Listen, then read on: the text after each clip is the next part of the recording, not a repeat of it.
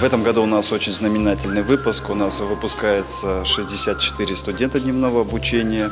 Из них выпускается самая знаменитая наша спортсменка на данный момент, восьмикратная паралимпийская чемпионка Оксана Савченко, которая выиграла 5 паралимпийских медалей в Лондоне и 3 в Китае, в Шанхае.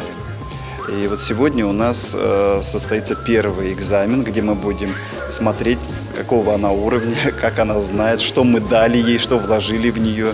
Она сдает экзамен по теории методики физической культуры. Волновалась очень сильно на такие вопросы, прям в голове все перепуталось, поэтому немножко ошибалась, отвечая, но вроде удалось. Оценку знаю позже.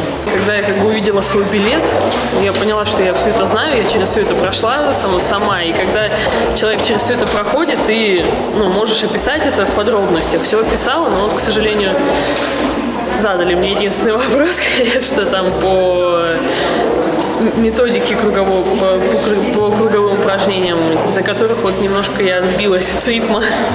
Сложнее сдавать экзамены или участвовать на соревнованиях? Наверное, все-таки участвовать в соревнованиях, потому что волнения там было намного больше, чем здесь. Как-то здесь чуть-чуть и все пройдет, надо, главное, ответить хорошо и все. А там надо выступить, на тебя смотрят 70 тысяч человек.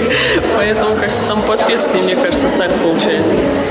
Через 2 недели будет сдавать дипломный проект. Тоже очень интересное дипломное исследование у нее прошло. Подготовка паралимпийских чемпионов сборной России к Олимпиаде 2012 года.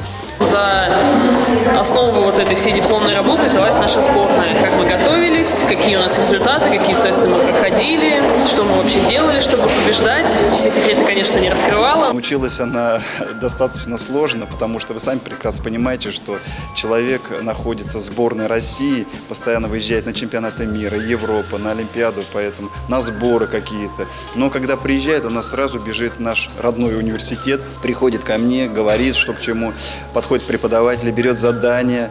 Иногда сложно получалось, иногда более-менее хорошо. Некоторые преподаватели шли достаточно хорошо, некоторые преподаватели со сложностями. Но в любом случае мы решали эти вопросы, и она сдавала сессию.